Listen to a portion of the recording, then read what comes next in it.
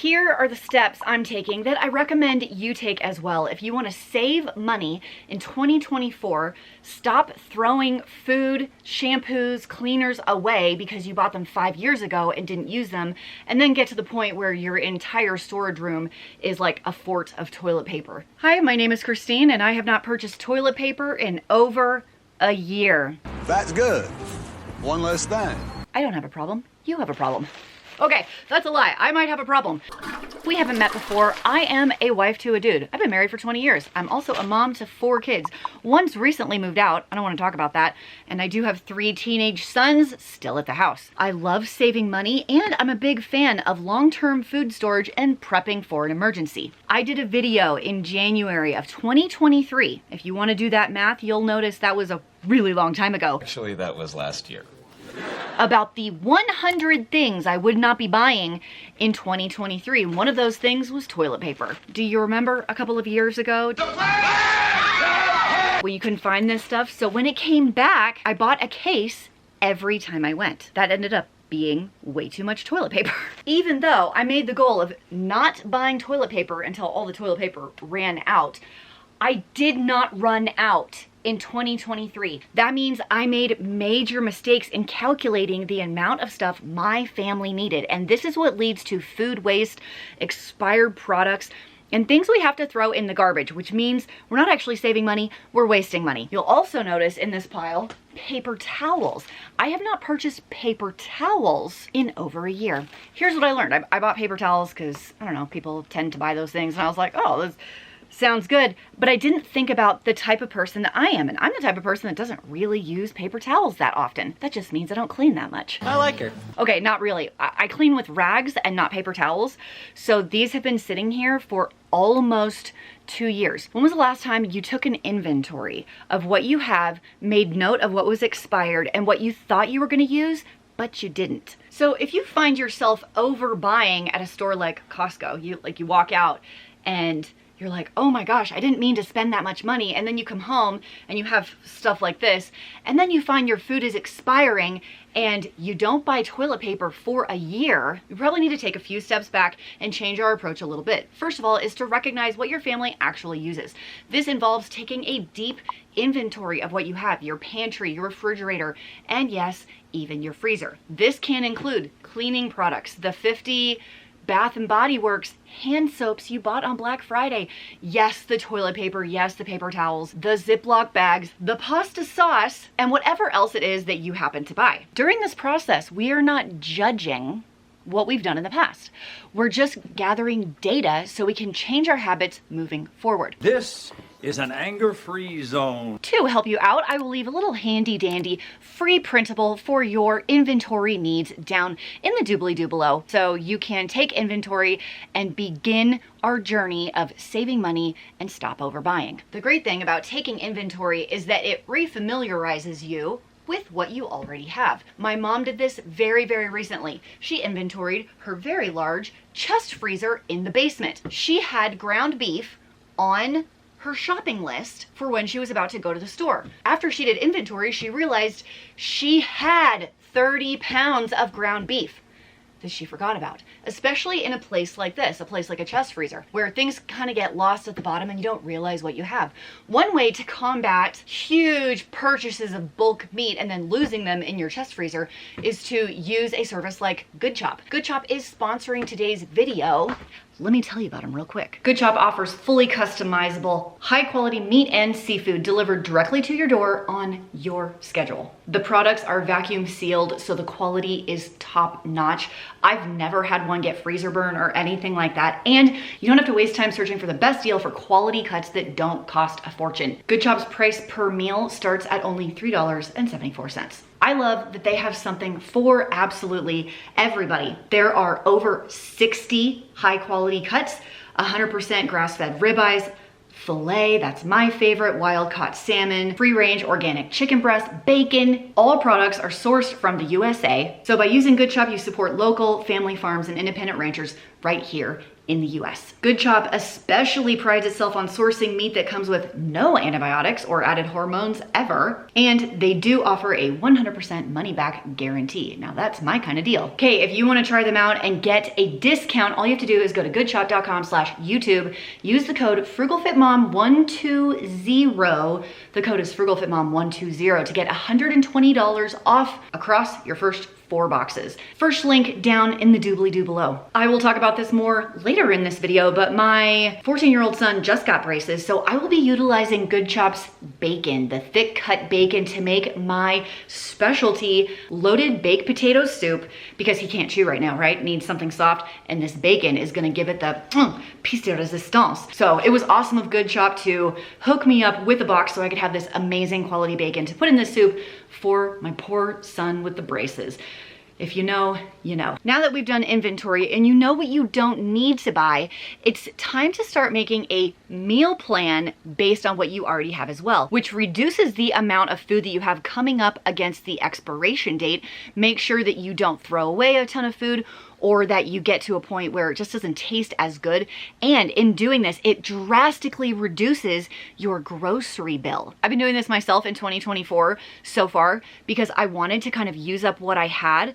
I've only been buying fresh stuff, and I cut my grocery bill by more than 50%. And a lot of the times people think that when you do a pantry clean out, you'll have to spend that much that you've saved to restock it. That's actually not the case at all. In using up all the stuff that you have, you realize the things that you like to use, the things that you don't like to use, what your family likes to eat, so you make a better plan moving forward. Most of our food waste actually comes from overbuying things we think we might want without a real plan. It's usually stuff in the produce drawer, and then that ends up in the garbage because we had good intentions when we bought the crudité platter, which is just French for throw it in the garbage later. Kidding! Or the huge plastic thing of organic spinach from Costco because it's such a good deal, and you had these intentions of making the green smoothies, which nobody really likes, come on. Cooking it up and pureeing it and like hiding it into the pasta sauce, and then you realize how much work that is, so you don't. And then 2 weeks later, it dies a sad death, slimy green spinach into the garbage, which means money directly into the garbage.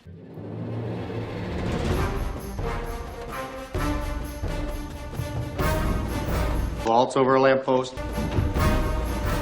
Double somersault. My family, used to, keyword being used to, blow through peanut butter. Give us the peanut butter! Mom!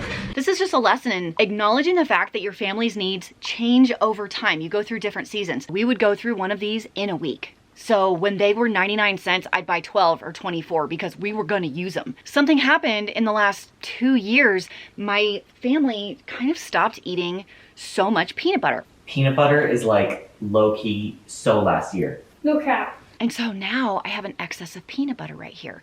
And we're pushing up against expiration dates now. This has never happened before. So I have to change the way I used to buy this and the way I will be buying it in the future. And I have to go into my weekly meal plan or like homemade snack goals for the week with the idea in mind. I really need to utilize the peanut butter. I'll be making more no-bake cookies. I'll be making more chocolate peanut butter shakes in the morning with an effort to use this up. Which means as I make a concentrated effort to use these items, I'm not going to be replacing them, which means I don't have to like restock the things that I'm using. Okay, we have taken inventory. We have made a list of all the things that we already have with our inventory. We have analyzed how our family's needs have grown and changed. We're making a meal plan based on what we already have to cut our grocery bill by over 50% for the next month, not in an effort to restock the things we are using, but in an effort to avoid throwing away food and getting a feel for what your family actually eats. Here's the next step. let's say we've used up what you have and you're running out and it is time to stock up again. Here's how we're going to do it. You're going to use math. Let's talk pasta and sauce. This is a no-brainer. This is one of the things I tell people to stock up on in their long-term food storage because it's so easy and it lasts a really long time. That being said, my family does not eat pasta that much. It's not a go-to for me. I don't think about it as a concept. I have to force myself to be like, oh, yeah, I guess we could do pasta. For me to say that I'm gonna eat pasta once a week is incredibly unrealistic. So if I wanted to stock up for 6 months, and there are 4 weeks in each month, that's 24 weeks. Did I do that right? It's approximately 24 weeks. Math, I mean, who can do that? But I'm not gonna eat it every week. I'm gonna eat every other week, so that's cut in half, so that's 12. That means for me to have a stockpile, if you wanna use that word, of pasta, I only need 12 1-pound boxes. 12, not 24, 12. And that means I only need 12 jars of sauce. So my stock up is not even 20, 30, 40 boxes of pasta for my family because this is not something that we eat. It's 12. 12 is inexpensive, first of all, and second of all, perfectly reasonable as far as space and budget is concerned. We will be able to get to all of them before I forget how many I actually have. I don't want for it to take up a ton of your room, and I don't want you to have to go over an entire year without buying toilet paper because you didn't take inventory and manage what you already had. Of course, that was a personal example because that was me. Obviously, I'm the problem. But listen, you know what's great about growing older? We have the ability to change and grow and take a look at ourselves and figure out what we did wrong and what we can do better in the future. And that can include the way you buy food and household goods for you and your family, the way you store it, the way you manage it, all with the goal that eventually you'll be able to save a little money and maybe some sanity as well. Don't forget, I have that inventory list for you down in the doobly-doo. It's totally free. And a meal plan sheet if you want to check that out as well. If you want my all new workbook with my 10 top hacks on how to cut your grocery bill drastically, I made this whole ebook workbook. I'll have that link down below. It's a couple of dollars, but I think it is an excellent value and it's all of my top secrets for saving money on your grocery bill. Thanks for hanging out with me today. I'll see you next video. Bye. My 14-year-old son got braces on today, and with that in mind, I am going to share with you one of my favorite hacks for kids with braces. And this hopefully will actually use up quite a bit of peanut butter. My 14-year-old is slight of stature, you could say. And because he's a gymnast and an athlete, calories in are important, especially when their mouth hurts. I love to take a banana, a whole bunch of peanut butter, whole milk, and protein powder or Carnation instant breakfast and blend that up. It tastes really good and it is loaded with calories. So if you have kids that are doing the braces, palate expander, wisdom teeth, whatever it is, and they're really having a hard time getting those calories in and you're worried about them losing weight when they don't really have weight to lose, this is my go-to. I have used it for every single kid. That and I don't buy ramen very often, but when my kids get braces, that's when I buy ramen because sometimes you don't want sweet, cold stuff anymore because those are all the go-tos you think about. The salty, hot, like really soft noodles, and they are high in calories also, are really good for kids with braces, especially new braces, or like right after they tighten them or something. It's really helpful for kids. It's a hard time for them. So I just wanted to give you my little tips on how to handle kids with braces. I'm on my 3rd kid, and then I had braces myself several years ago. If you haven't subscribed yet, you could do that. It's totally free, and it doesn't expire. So there's that. I'll see you next time. Bye.